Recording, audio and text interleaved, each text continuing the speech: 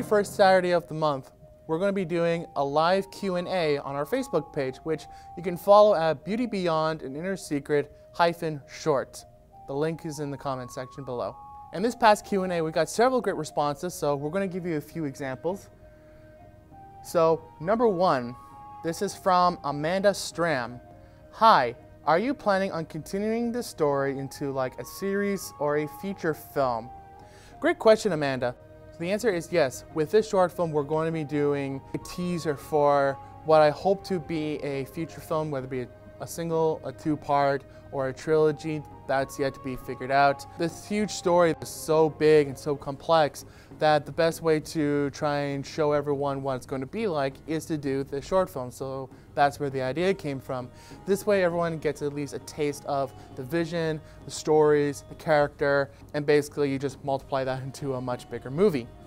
So that's why.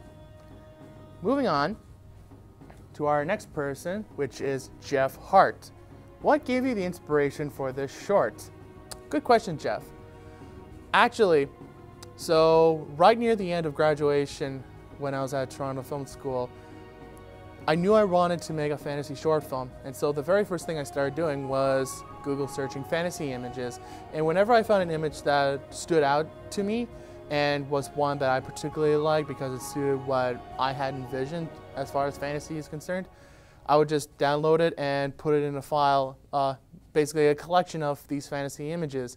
So I collected like 100 of these, and then at one point I went through all those pictures one by one, and just very slowly, just ideas started coming into my head until eventually there's this one picture which unfortunately I can't show for obvious reasons.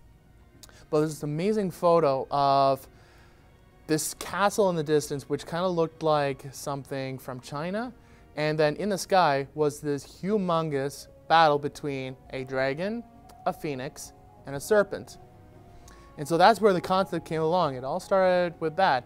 And so essentially that grew into this huge storyline involving a dragon, a phoenix, and a serpent. And then from there it just grew and grew and grew into this huge, massive story. And then of course from that huge, massive story came this little teeny tiny short film. So next time you want inspiration, Google search. Moving on to our final, last but not least, is Sarah Murphy. Hey, for the overall vision, how would you describe what it's all going to look like? Well, hey Sarah Murphy. So, as you can understand, we've already had several fantasy movies that stand out that already kind of set the tone, set the bar for what we all are now starting to imagine for fantasy. So we've had movies like Lord of the Rings, for instance, which set their type of look and vision, which is absolutely amazing. And then of course, followed by that was the Hobbit trilogy. There's also the Narnia Chronicles, which had its beautiful little tone to it. Very, very beautiful, very elegant. And then there was also Neverending Story, which already had its very, very interesting kind of colors and tone to it. And so we really wanted to make sure that we got something that set us apart. So the best way I can describe what it's going to look like and feel like is imagine a very colorful anime. Now, of course, it's going to be live action. There's not anime. There's not nothing Asian or other stuff about it. But just to give you an idea on what it's going to look like. Of course, we're also going to have a vast majority of cultures and creatures, such as what you would find in the Lord of the Rings, for instance. So we're not just going to have one type of elf. We want to have several different types of these. We want to have several different types of fairies, elves, orcs, goblins, mermaids, you name it. Just all these different creatures and cultures to make up this huge, vast world. So